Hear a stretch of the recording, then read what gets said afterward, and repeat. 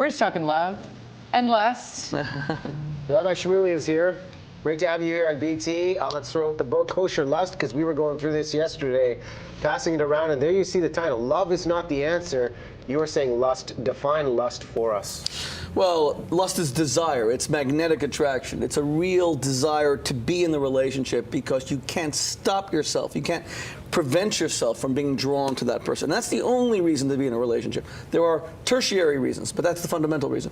Everything else is like a prison. You're not together because you have kids or because you have a mortgage to pay or even because you're friends.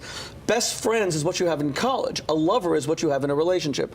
Now, I think one of the reasons that we use these commercial expressions like I have a partner, best friend, is because we've given up on sustaining lust. So we have fallen back on the much weaker bond of love. Whoever said that love is the essence of a relationship? Love is nice, it's nurturing, it's warm, it's cuddly, but you want something passionate and electrifying.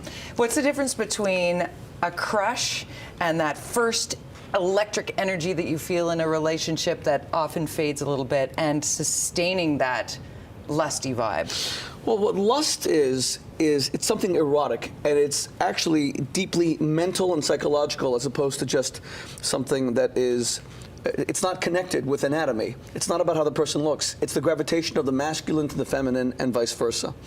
So we all know when we have this erotic desire for someone, they begin to invade our imagination. They take over our thoughts. We can think of nothing else. A lot of people experience this specifically in infidelity and in adultery. How does a man know his wife's having an affair? It's usually when he speaks to her and she doesn't even listen. She begins to forget even the children. In most of the movies about unfaithfulness, that's what you begin to see. Mm-hmm. So what I wonder as a marriage counselor is why can't I isolate those ingredients of an illicit affair and bring it into a marriage? Why can't I bottle it? And that's what I've done in this book. There are 3 essential rules of lust.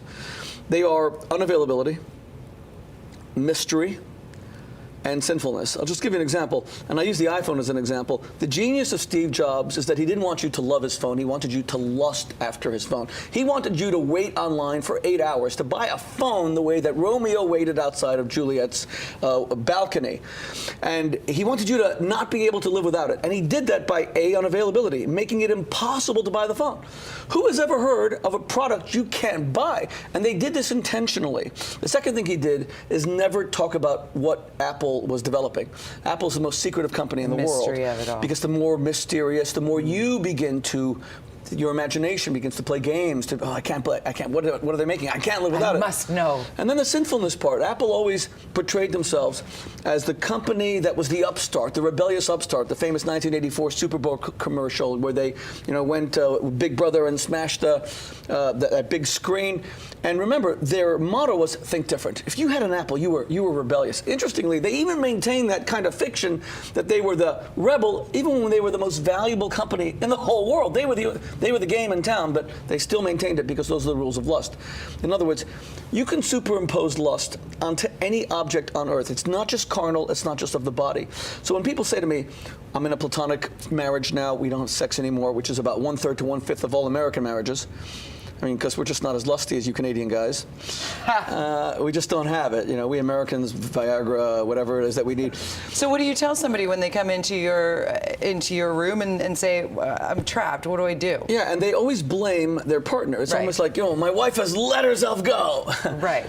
That doesn't mean you've let her go on vacation or anything. She's let herself go, or my husband's not attracted to me anymore. Physical attraction is only 10% of attraction. 90% of it are these rules of lust. And you can see this easily because if lust was really of the body, then you would never see any divorces in Hollywood because they're the most attractive people in the world. Beautiful. You would never see them falling apart, but they do because those elements are lost. So what I try to always do is have these elements constantly reintroduced. Can I give you an example of a sinful marriage? Like, how do you have a sinful marriage? And by the way, it's very easy to prove that sinfulness is the essence of lust. If a man goes to a beach and sees 1,000 women in bikinis, notice that what he does is he plays frisbee or he falls asleep. Can't be that erotic. But if he was walking home from the beach and suddenly sees that one woman accidentally left the blinds to her bedroom open, and she's walking around in the same amount of clothing, exposing the same amount of flesh, but this time it's her undergarments, he doesn't suddenly think, gosh, if I only had a Frisbee. Right. How do you reset it though? Because in the beginning, first 3 years, I can see how the attraction's on fire. But when you reach the 5-year, 7-year mark, and that lust is lost, how do you get to the reset point? If you've lost that magnetic attraction, can you get it back? Gotta buy my book. Oh, there it is. There's the plug. No, I'll give you, there are things that can be done. Here's an example of a sinful marriage. Most husbands are of the opinion that their wives are not as sexual as they are. They don't have the same kind of sexual fantasies. We men think that we love porn and seeing naked flesh. Women actually have much more elaborate sexual fantasies than men do. But the average husband will never know because his wife thinks that his brittle male ego can't handle it. So she hides it. I get husbands to give their wives the erotic interrogations where they actually reveal their attractions to other men, people they work with, guys that they're around. Not that they want to do anything about it, but this means that a woman can't be had fully. She's sinful. And so you need to win her back. The pursuit is always there. We live under the fiction of constant monogamy.